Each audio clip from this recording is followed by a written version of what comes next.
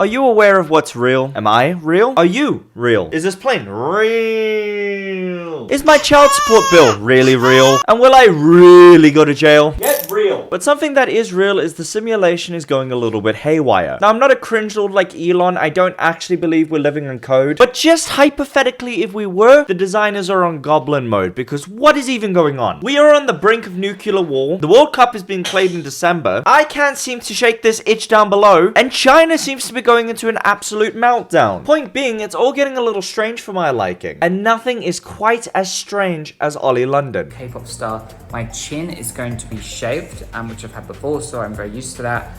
And then also a neck and facelift as well. So they are all the procedures. I have all the markings and it's looking so cute. I feel like I'm going to be an artwork. You are going to need some background on him, and yes, I am pretty sure it's a him now. Much like Ariza Millet's changing circumstances, so it's hard to follow. Ollie London is a British man who became a woman and is now attempting to become a man again. It happens, the dude paid for it out of pocket, it didn't cost the taxpayers nothing, so no harm, no foul. Your pretty standard transitioning case nowadays. But what makes Ollie so unique is what he was trying to achieve through his body modification. Because my Okia wasn't trying to become a woman. My Okia was trying to become a Korean woman. Essentially saying is that you can change your race and you can't change your race. I'm Korean, you know, people need to accept that. His initial goal was to become the spitting image of a BTS member, who I believe's name is Jimin. Confused yet? Yes, me too. Don't worry, it's a strange timeline, so I'll break it down for you. British he became a Korean he. Korean he wanted to become a Korean she. And now Korean she wants to become a British he. You follow? Fun little fact to mention before we carry on. The way he went about becoming a Korean man is by shrinking his down below Johnson in order to match the Korean average. But I digress. Now, depending on where you're from in the world and your worldview, this man could either be wild as hell to you or just a guy trying to find his identity. To me, he seems to err on the side of batshit crazy. And I'll tell you specifically why. I personally don't believe that you can appropriate someone's culture, as when it's out there, it's gonna get remixed by another culture eventually. And there's literally nothing you can do to stop it. That's just how creativity works. You take something that already exists and you build upon it for better or worse. To me, that's just human nature. Or just even using another culture's touchstone items in a respectful manner. Because you think to yourself, like, yeah, this is pretty sick. Like, if I'm in Mexico and I'm partying with Mexicans, I'm gonna be wearing a sombrero. As long as it's out of a place of love, I don't see any harm in it. But there's a huge difference between quote-unquote appropriating culture and impersonating culture. Like, the scenario would be totally different if I painted my face brown, said I was Mexican, and I was like, these things are mine now. And that's why Ollie London is so interesting to me. Because he's straight up just doing Asian blackface. And that's why I got this article for us. TikTok star bombarded with abuse after scrapping plans to become a Korean woman. An influencer who made headlines worldwide last year with bombshell plan to turn himself into an Asian woman has revealed the shocking scale of sickening abuse he received after the incident. Okay, dude, shut up. Abuse you received online. Man, I get called the N-word at least once a week. And that's just from my mom because I'm being myself. Bro, you're not getting abused because people are just haters. You're getting abused because you're trying to chameleon your way into another race. How did you think it was gonna go, in all honesty? Hello, fellow Korean people. 'Tis I, Ollie London. Ni hao. I know I look like a clay figure got its face smashed in with a deck chair, but I am one of you. Like, you're doing something dumb and people are saying you're dumb. It's not abuse if you're a moron. Furthermore, say it with me now. Don't read that. Bro, it's a computer screen, my man. You do not have to be on it. It is entirely voluntary. You don't have to be pretending to be Korean. You don't have to be reading comments. And we don't have to be okay with you being really, really, really racist. If I was at a party, per se, and a guy came in full Jim Crow makeup, dressed like a Harlem Globetrotter, and was walking and talking like a stereotype, how well do you think me and the Oaks there are gonna take it? Now, times that by 1,000 for a dude who surgically made himself into a stereotype. Like, on the racism tier list from the best to the worst, this has to be God mode. How do you even max out an offensive stat? This isn't Fallout, bro. Transracial influencer Ollie London, who has spent over £250,000 on surgery to achieve his dream of physical perfection, has told the Daily Star that he was bombarded with abuse after abandoning his plans for gender reassignment surgery. Ollie hit the headlines earlier this year when he went public with his plans for a penis reduction in order to match the Korean average. He tells the Daily Star that soon after this revelation, he was considering removing it altogether and becoming a trans woman. But all this was just one part of a complex journey that began in 2013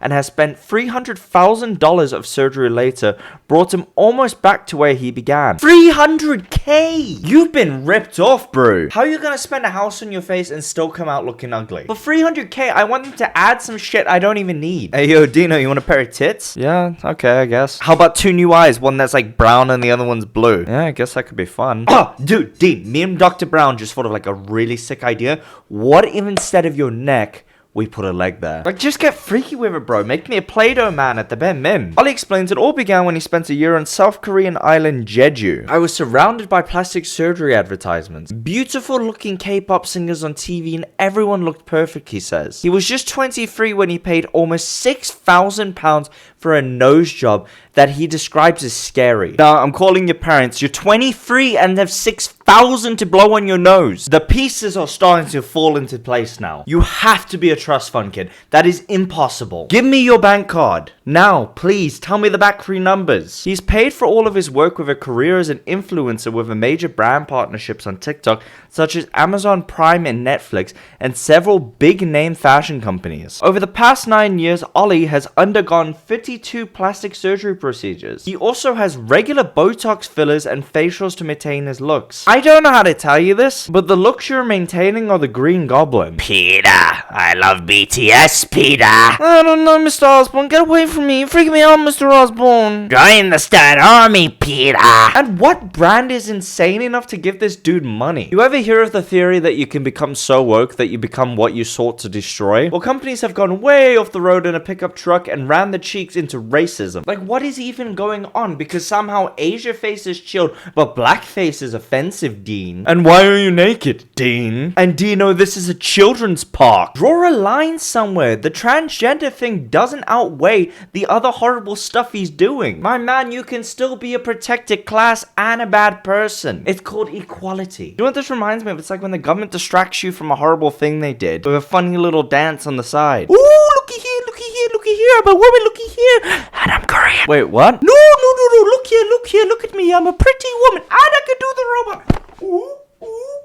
They celebrate you becoming trans and try to push and persuade you to transition and give you positive reinforcement that you are a great person. However, when you decided to leave the cult, they'll vilify you, cast you aside, pull abuse and death threats in an effort to silence you. But on a more positive note, he says his dream of becoming Korean has been welcomed in South Korea. They also love the fact I am always promoting their culture, music, and way of life every time I'm on TV or social media. The majority of them do accept me as Korean and think it's sweet the efforts I have gone to try and become Korean. I can't even joke about this. My view has always been when you want to help a demographic of people, you should be listening to them and not be the voice of them. So with that being said, I want to elevate my Korean female friend who's going to give her perspective on this. Hello, everyone. Okay, thanks, sweetie. I'll take it from here. Now, where's a white guy?